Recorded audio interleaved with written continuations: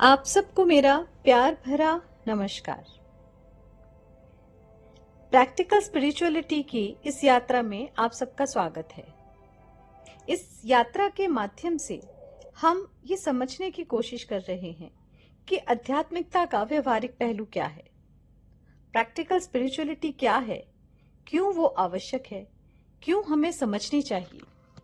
हमारे day to day life में हम जैसे साधारण लोग जो कि अपने रोजमर्रा की छोटी छोटी परेशानियों से जूझते हैं, चाहे वो रिलेशनशिप्स हों, चाहे वो ऑफिस की पॉलिटिक्स है, ऑफिस की ग्रोथ है, करियर की स्टेबिलिटी है, फाइनेंशियल प्रोस्पेक्ट्स हैं, बच्चों को बड़ा करना है, छोटे छोटे लाइफ के कॉन्फ्लिक्ट्स हैं। इन सब कॉन्फ्लिक्ट्स में, इन सब परेशानियों के बीच आखिर प्रैक्टिकल सिचुएशन को देखते हुए स्पिरिचुअलिटी की कोई जगह है भी?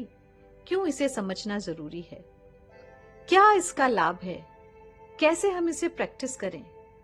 अगर हम गूढ़ तत्वों को नहीं समझना चाहते, गहरी भक्ति में नहीं उतरना चाहते, या ईश्वर को उस तरीके से नहीं पाना चाहते जिस तरीके से एक सन्यासी, योगी, भक्त जिस तरीके से तपस्या करते हैं, साधना करते हैं, हम शायद वो ना कर पाए, या शायद हम वो करना ही नहीं चाहते, तब भी क्या हम इस स्पिरिचुअलिटी को अपनी लाइफ का हिस्सा बना सकते हैं? इन्हीं सब क्वेश्चंस का आंसर ढूंढते हुए हम इस सीरीज पे एक यात्रा कर रहे हैं। इस यात्रा में हम ये समझने का प्रयास कर रहे हैं कि आखिर स्पिरिचुअलिटी का प्रैक्टिकल एस्पेक्ट क्या है। एक स्टूडेंट के नजरिए से, एक होम मेकर के नजरिए से, एक कॉर्पोरेट प्रोफेशनल के नजरिए से, किस तरीके से हम इस तत्व को समझ सकते हैं, हम इस ट्रुथ को जान सकते हैं, इस सच्चाई को जान सकते हैं और अपने जीवन में इसको अपना सकते हैं, और अपनाने के क्या लाभ हम उठा सकते हैं, इन्हीं सब चीजों को हम समझने का प्रयास कर रहे हैं। जब हम प्रैक्टिकल स्पिरिचुअलिटी की बात करते हैं या स्पिरिचुअलिटी की आध्यात्मिकता की बात करते हैं, तो हमारे सामने जो सबसे पहला पन्ना खुलता है, जो सबसे पहला दरवाजा खुलता है, वो होता है गुरु तत्व का, गुरु का। हमारे शास्त्रों ने गुरु की महिमा मंडन इतने वैभव से करी है, इतने बड़े स्तर पर करी है कि हमारे लिए इस तत्व की सच्चाई को जान पाना लगभग असंभव सा लगता है।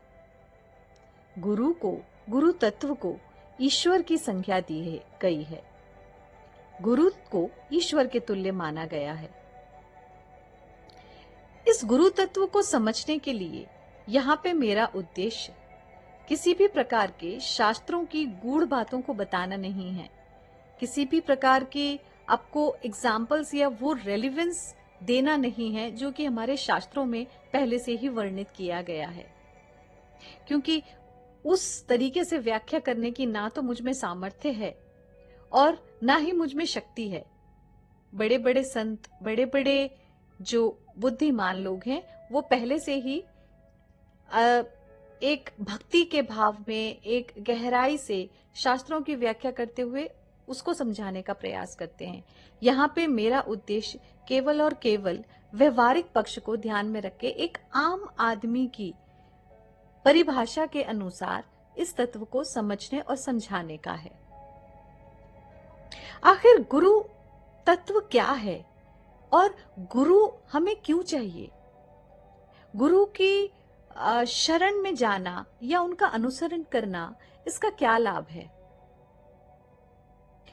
जिस तरीके से शास्त्रों में वर्णित किया गया है, उस तरह के उच्च भाव को पाना और गुरु को ईश्वर के दृष्टिकोण से देखना, ईश्वर तुल्य समझना, उसके लिए तो एक बहुत ही गहरे और बहुत ही अनुशासित भाव की आवश्यकता है। वो इतना सहज नहीं है।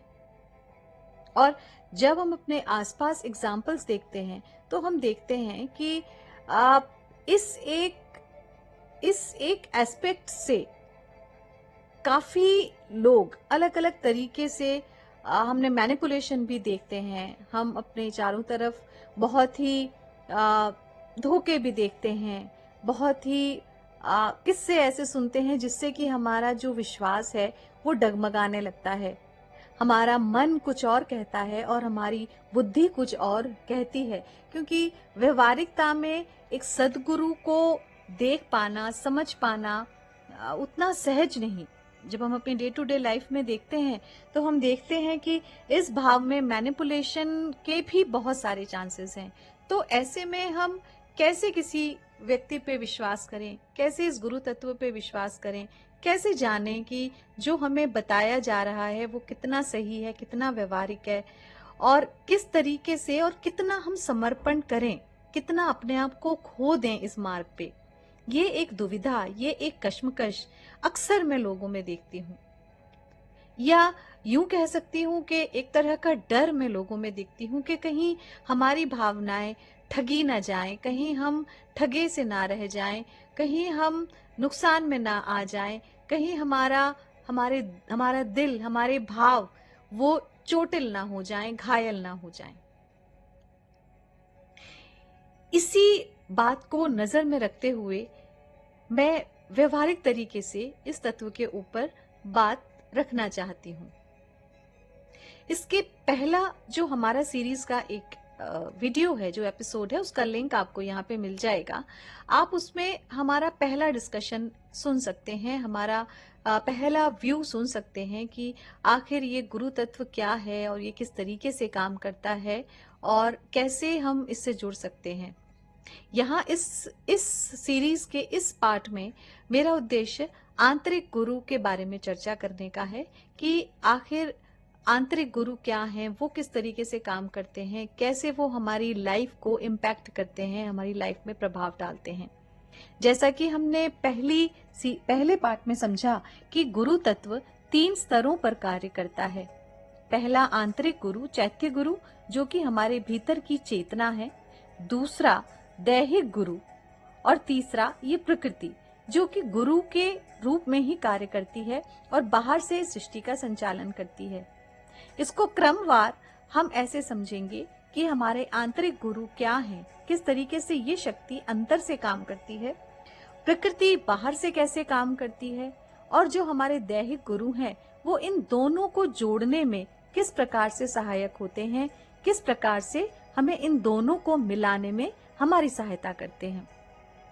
तो आंतरिक गुरु के, चैत्य गुरु के को समझने की इस भाग में मैं आप लोगों का एक बार फिर से स्वागत करती हूँ। आखिर चैत्य गुरु क्या है, आंतरिक गुरु क्या है? कभी आपने सोचा कि जब एक बालक माँ के गर्भ में होता है तब भी उसकी चेतना इतनी जागृत होती है कि उसे अपने आसपास होने वाली घटनाओं का आभास होने लगता है। वो अपने एनवायरनमेंट से नॉलेज या इंफॉर्मेशन ग्रहण कर रहा होता है, समझ रहा होता है, माँ की आवाज को सुन रहा होता है, पहचान रहा होता है और कहीं ना कहीं उस पर प्रोसेसिंग भी कर रहा होता है। महाभारत में अभिमन्यु की कहानी हम सबने सुनी हुई होगी। हम सबको पता है कि किस तरीके से अभिमन्यु ने अपनी माँ के गर्भ में ही चक्रव्यूह की संरचना को समझा था। इसका अर्थ, इसका तात्पर्य ये है कि एक बच्चा पैदा होने से पहले ही एक जागृत चेतना को अपने भीतर संजो के रखता है। जब कोई बालक, जब कोई शिशु इस दुनिया में आता है, जन्म लेता है, तो वो कौन सी शक्ति है जो उसे ये बताती है कि उसे भूख लगने पर रोना है, कि उसे एक सुरक्षित माहौल मिलने पर मुस्कुराना है। अपने माँ की गोद की पहचान, अपने माँ की गंध की पहचान उसे कैसे होती है? धीरे धीरे कैसे वो जो उसके घर में बोले जाने वाली मातृभाषा है, कैसे वो शब्दों को सीख लेता है, कैसे वो बोलना सीख लेता है, कैसे वो चलना सीख लेता है, कैसे वो अपने आप स्वतः ही वो सारे कार्य सीख लेता है जो उसके आसपास चल रहे हैं। जब हम बड़े हो जाते हैं तो हमारे भीतर चेतना का ये स्तर हमेशा हमें गाइड करता रहता है। कभी आपने सोचा आखिर वो कौन सी शक्ति है जो आपके हृदय को धड़का रही है, आपका लहू बह रहा है, आपके बॉडी के सभी पार्ट्स अपने आप काम कर रहे हैं, सब कुछ सुचारू रूप से चल रहा है, कोई ना कोई शक्ति, कोई ना कोई चीज इन सबको चला रही है। जब आपका कोई भी बॉडी पार्ट अगर अंदर से सही तरीके से काम नहीं करता तो आपको बाहर आप पता चल जाता है। अंदर से कोई चेतना है जो आपको लगातार निरंतर ये बताती रहती है। ये आपके चैत्य गुरु हैं, चेतना की शक्ति। ये चेतना की शक्ति सत्य है। ये चित्त में रहती है, यानी हमारी आत्मा में रहती है, आत्मा के सूक्ष्म स्तर पर रहती है। और हमेशा जो इसका गंतव्य है, जो इसका फोकस है, वो आनंद की स्थिति प्राप्त करना है। तो ये जो आंतरिक गुरु हैं, ये हमारा विवेक भी आप इसे कह सकते हैं, आप इसे इंट्यूशन भी कह सकते हैं। ये वो कॉन्शियसनेस है जो हमें अंधेरे से प्रकाश की ओर ले जाने की क्षमता रखती है। इसे चैत्य गुरु इसलिए कहते हैं क्योंकि ये चित्त के सबसे गहरे स्तर पर नित्य रूप से ही स्थित रहती है। जब भी हम किसी दुविधा में होते हैं, तब अक्सर आपने महसूस किया होगा कि एक आवाज आपको अंदर से सही और गलत के बीच का भेद बताती रहती है। वही हमारे आंतरिक गुरु का प्रकट्य अवस्था है। ये आवाज लगातार हमारा मार्गदर्शन करती रहती है। ये हमारे जीवन के भीतर एक जीपीएस की तरह काम करती है, जो कंफ्यूजन के समय हमें सही दिशा दिखाती है। ये वो प्रेरणा है जो बाहर से नहीं बल्कि अंदर से उठने वाली है और जो आपको लगातार बेहतर बनाने के लिए प्रोत्साहित करती है।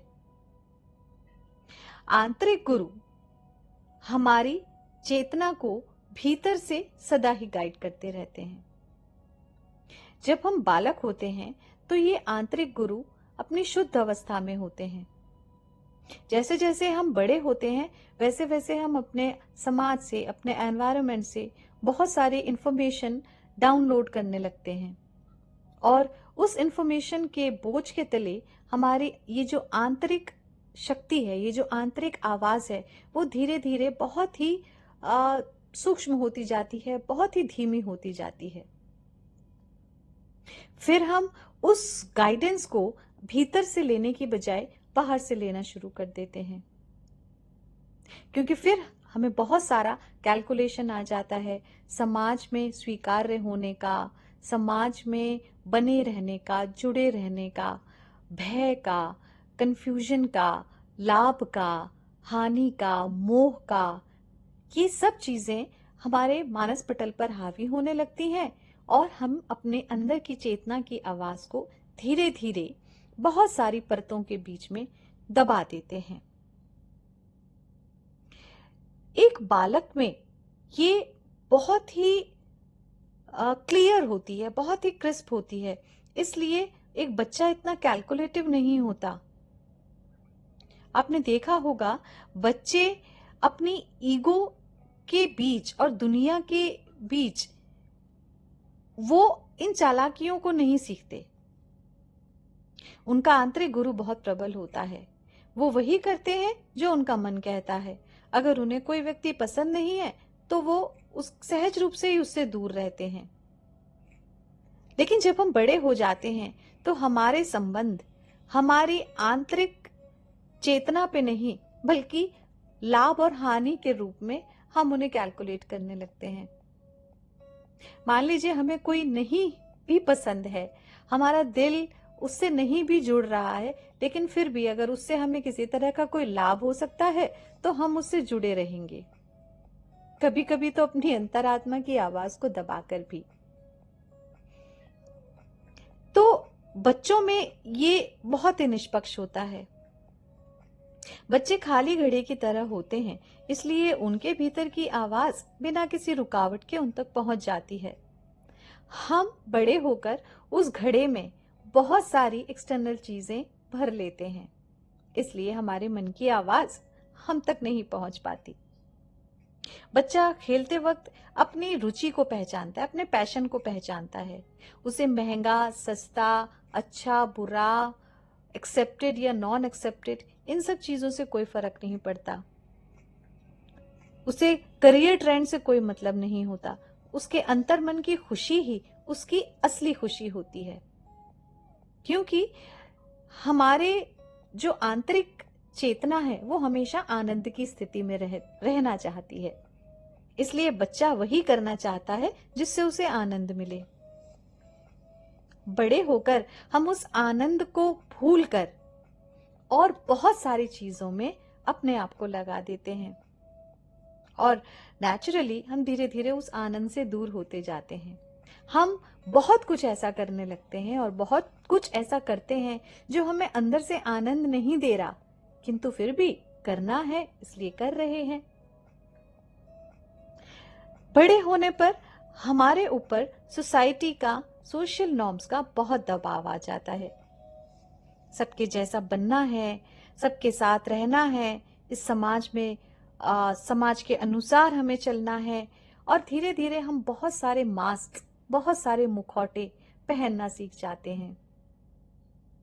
अपने मन की अवस्था को दबाकर बाहर से हम वो मुखौटा पहन लेते हैं जो उस वक्त की जरूरत हो। हमारा मन इंफॉर्मेशन कि लोग क्या कहेंगे, करियर स्कोप क्या है, मेरा फायदा किस में है, मुझे ज्यादा से ज्यादा कहाँ से मिल सकता है, मैं दूसरों से बेहतर कैसे बनूं, इन सब चीजों से भर जाता है, जिसकी वजह से हमारी आंतरिक चेतना की आवाज दब जाती है।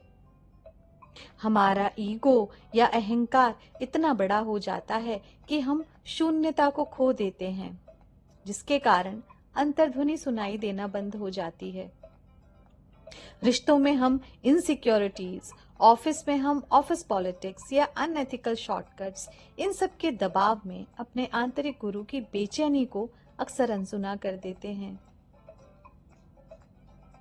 अब यहाँ पे रोल आता है कि हमारे जो बाह्य गुरु हैं वो क्या काम करते हैं और प्रकृति क्या काम करती है।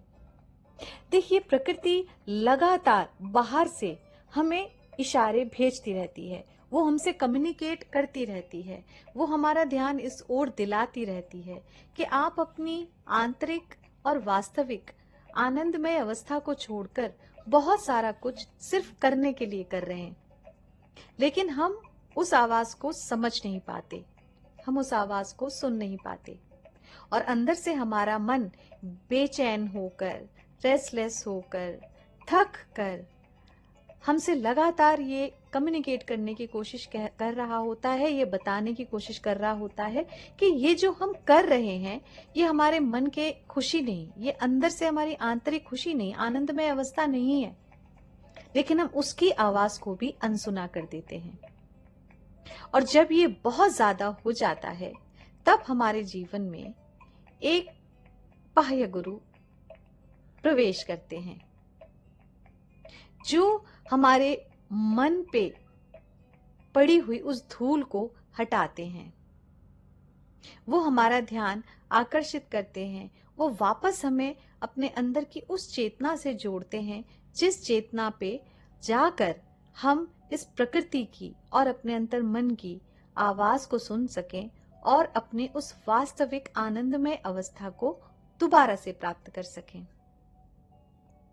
आपने कई बार सुना होगा जब हमारी गुरु माँ बार बार एक बात कहती हैं कि बच्चे जैसे बनो, बच्चे जैसे बनो, तो उनका अर्थ आपको इमेच्योरिटी में ले जाने का नहीं है, बल्कि वो आपको आपकी उस वास्तविक और प्रारंभिक अवस्था की याद दिलाती हैं जब आप निश्चल थे, जब आपकी अंतरात्मा बिल्कुल पवित्र थी, बिल्कुल क्लियर थी, बिल्कुल ट्रांसपेरेंट थी। क्योंकि जब आपकी अंतरात्मा बिल्कुल क्लियर होगी, बिल्कुल साफ होगी, तभी आप प्रकृति से, वास्तविकता से जुड़ पाएंगे, तभी आप ईश्वर के उस तत्व से जुड़ पाएंगे, तभी आपको वो आनंद प्राप्त होगा जो आनंद आपकी वास्तविक अवस्था है।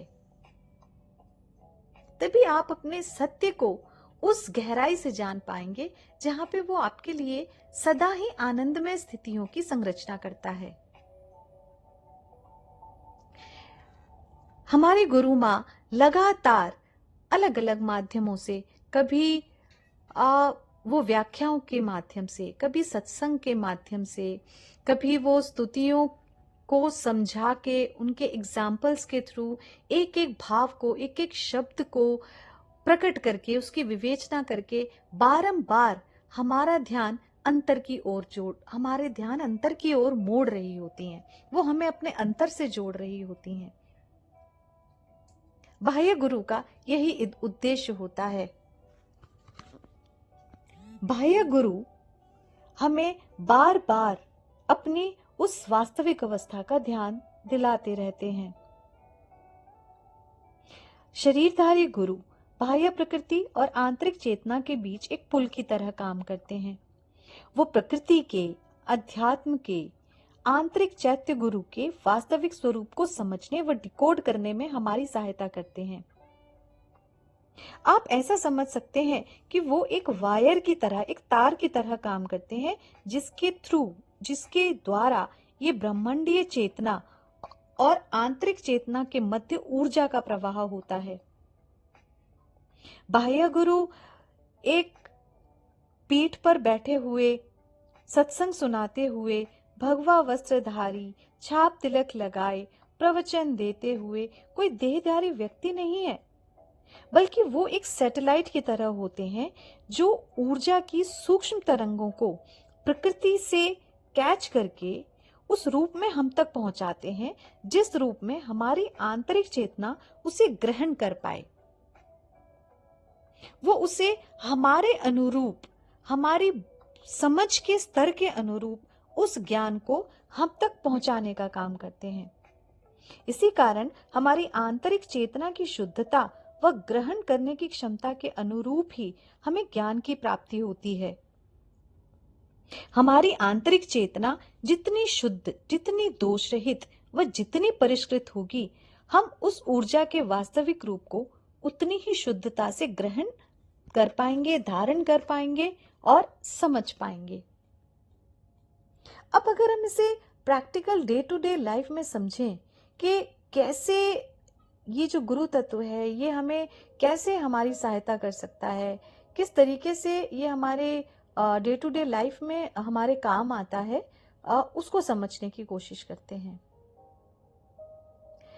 हम लोगों के बीच रहते हैं और अक्सर हमारी जो अनइजीनेस है, हमारा जो दुख है, हमारी जो तकलीफ है, वो इन संबंधों की, आपसी संबंधों की कॉन्फ्लिक्ट है, इनके टकराव से पैदा होता है।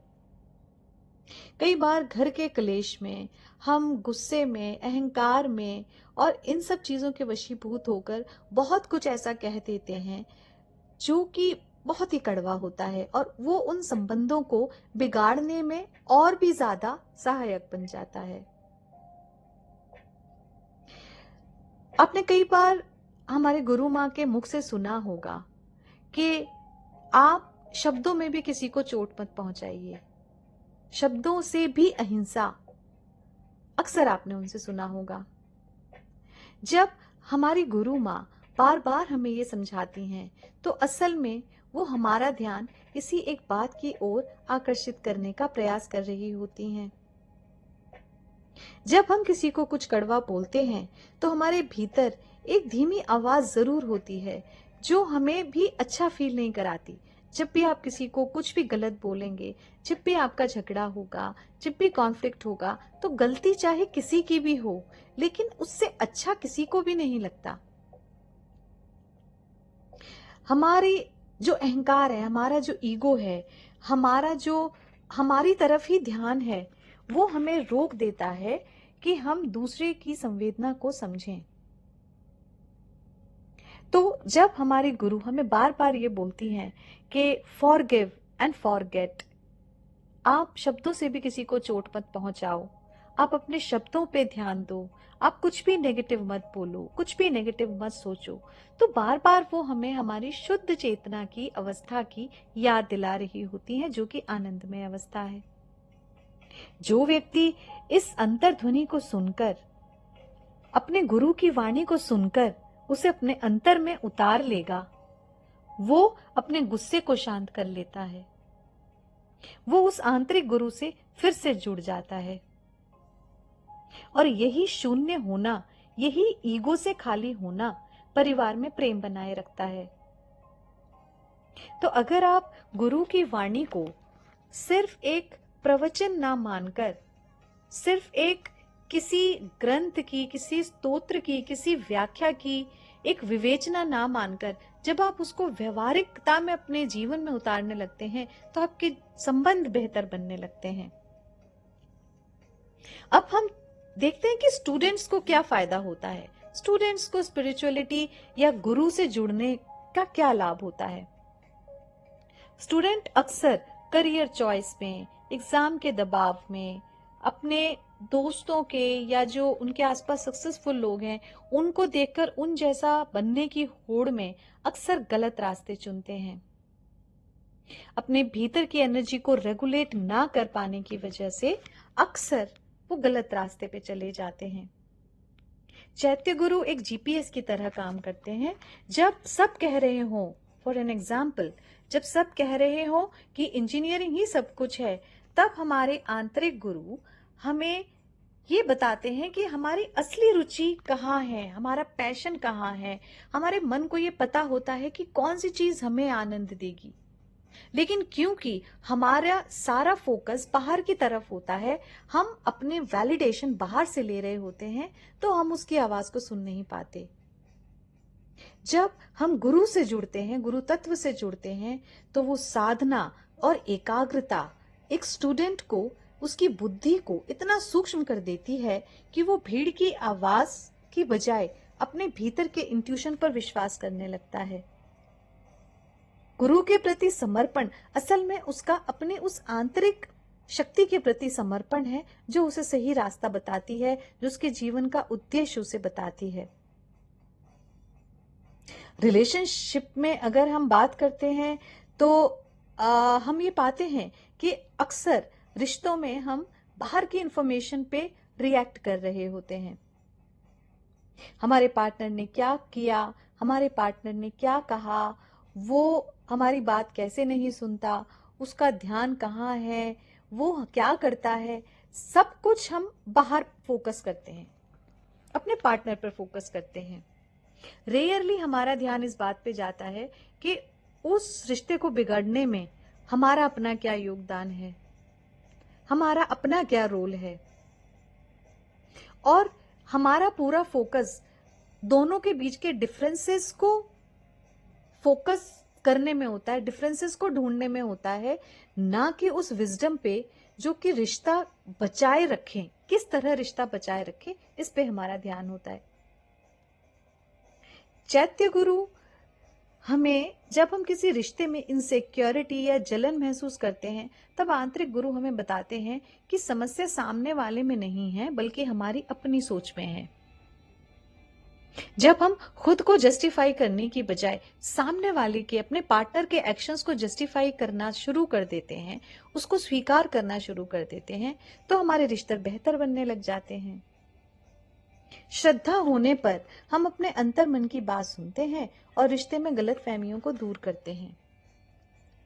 जब हमारी गुरु माँ हमें बारंबार बाबा और माँ के प्रेम का संदर्भ दे रही होती हैं, जो वो उस प्रेम को परिभाषित कर रही होती हैं, कभी कृष्ण तत्व के माध्यम से, कभी शिव तत्व के माध्यम से, कभी शक्ति तत्व के माध्यम से, जब बारंबार वो हमें समझा रही होती हैं, तो असल में वो हमारे भीतर के उस आंतरिक प्रेम को जागृत कर रही होती हैं, जहां पे हम दूसरों को, हम प्रेम पाना नहीं, प्रेम देना सीखें। जब हम प्रेम में समर्पण सीखें, जब हम अहंकार को हटाकर हम अपने पार्टनर को जस्टिफाई करना सीखें, उसकी पसंद नापसंद उसके अनुसार हम खुद को ढालना सीखें, ताकि संबंधों में मधुरता आए। तो जब हमारी माँ, जब हमारी गुरु माँ हमें बारंबार शास्त्रों का संदर्भ दे रही होती हैं, तो असल में उनका उद्देश्य मात्र हम सबको एक कोई प्रचंड एक प्रकांड पंडित बनाना नहीं होता, बल्कि उन ग्रंथों में छिपे हुए व्यवहारिक पहलू को जागृत करना होता है कि उन भावनाओं से हम जुड़ें और वो भाव हमारे भीतर जागें, और उन भावों को जगाकर हम उसे अपने दैनिक जीवन में व्यवहारिक रूप से अपनाना शुरू करें, उनका अनुसरण करना शुरू करें, ताकि हमारा जीवन सहज, सुचारू और आनंदमय हो जाए। अब हम इसे कॉर्पोरेट वे में समझने की कोशिश करते हैं कि एक वर्किंग प्रोफेशनल के लिए किस तरीके से ये गुरु तत्व कार्य करता है। देखिए, ऑफिस में हम बहुत सारी उन चीजों को फेस कर रहे होते हैं जो इनसिक्योरिटीज से पैदा होती हैं। हमें हमारी अपनी जगह छिनने का डर होता है, हमें इस बात का भरोसा नहीं होता है कि जो हमें मिल रहा है वो कैसे स्थायी रहने वाला है, कैसे हमें वो कंटिन्यू हम उसमें रख सकते हैं। लगातार हम लाभ कमाना है, चाहे हमें अनएथिकल तरीके से अनएथिकल शॉर्टकट्स लेने हैं, दूसरों को नीचा दिखाना है, अ, अपने आप को बचा के रखना है। बहुत सारी ऐसी चीजें होती हैं जो कॉन्फ्लिक्टिंग चीजें हम अपने ऑफिस में देखते हैं। कभी कभी हम उसका शिकार बन जाते हैं और कभी कभी हम उसको करने वाले भी होते हैं।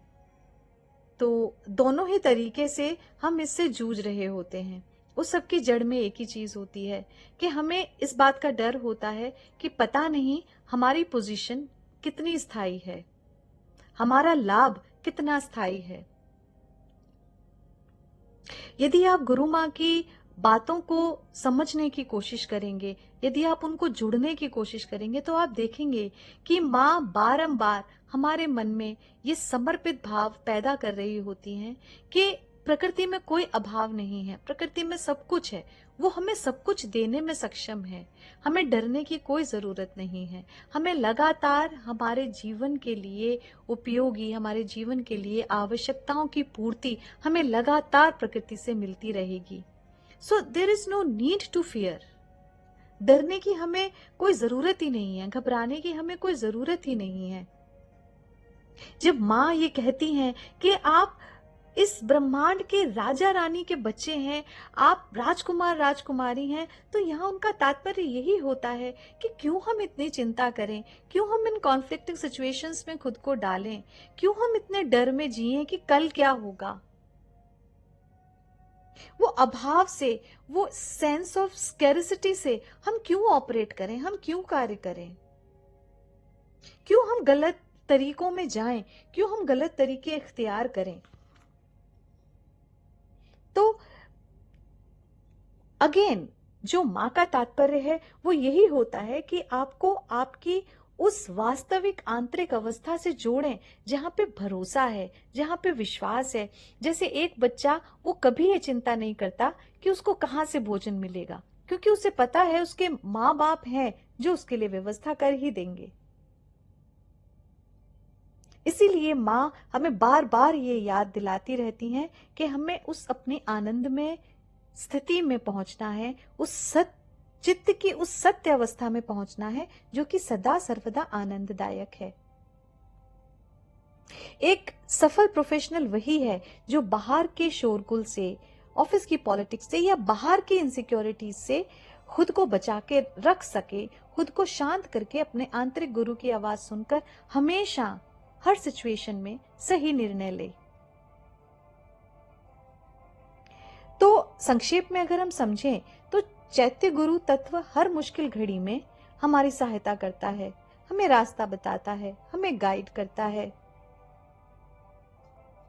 लेकिन इस चैत्य गुरु को समझने के लिए हमें शून्य होना पड़ता है, अपने अहंकार को खाली करना पड़ता है, ईगो को हटाना पड़ता है, हमें श्रद्धा रखनी पड़ती है अपने अंतर मन पर, अपने उस आंतरिक शक्ति पर, अपनी साधना पर, अपनी प्रैक्टिस पर, अपने ध्यान पर। इन सब चीजों को जब हम अपने डे टू डे लाइफ का हिस्सा बनाते हैं तो हम अपने उस आंतरिक गुरु की आवाज को अच्छे से सुन पाते हैं। और जो हमारे बाह्य गुरु हैं वो लगातार अलग अलग एग्जाम्पल से, अलग अलग तरीके से, उनका प्रयास यही होता है कि वो हमें हमारे आंतरिक गुरु से, हमारे चैत्य गुरु से वापस मिला दें, वापस जोड़ दें।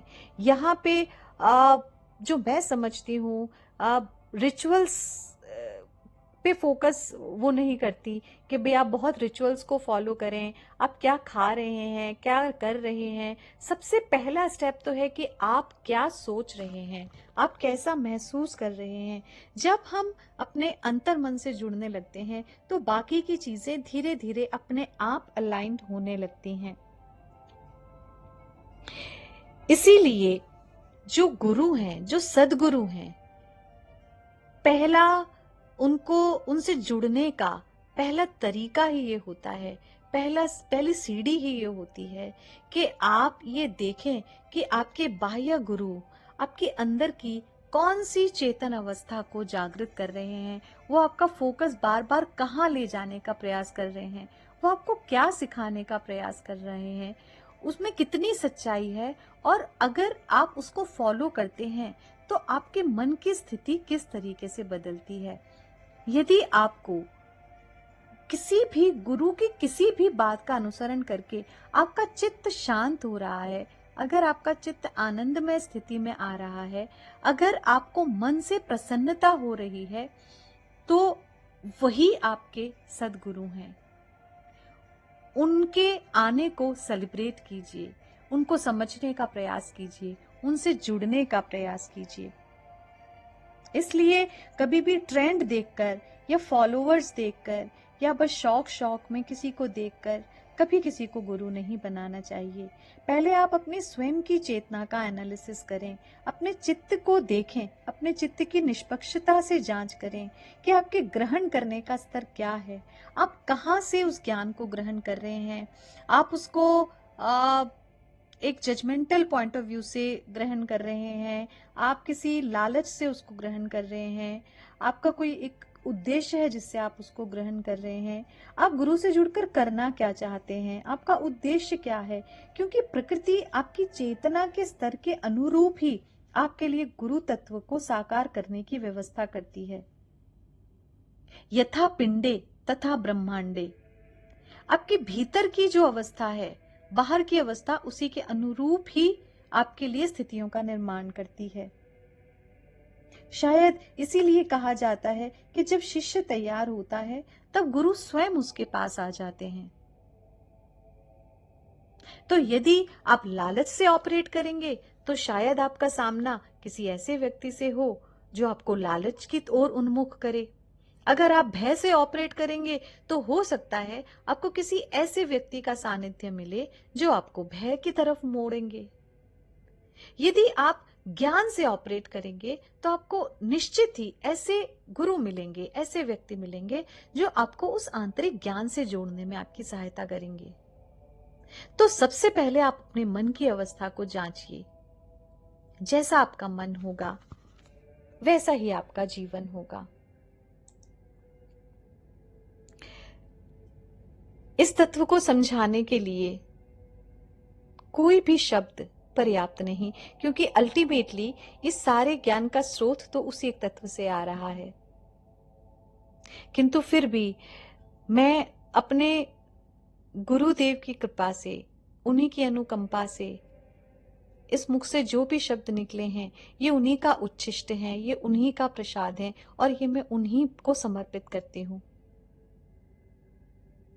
मेरी ईश्वर से हार्दिक प्रार्थना है कि आप सबके भीतर वो तत्व जागे, वो तत्व गहराई से जुड़े और वो गुरु तत्व को पहचाने, समझे। अंत में मैं अपनी वाणी को बस एक ही प्रार्थना से विराम देना चाहूंगी, एक ही स्तुति जो मेरे हृदय के सबसे करीब है।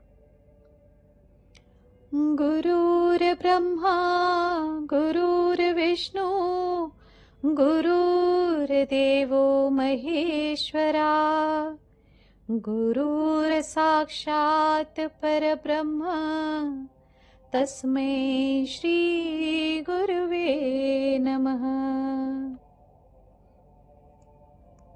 जय मां, जय गुरुदेव।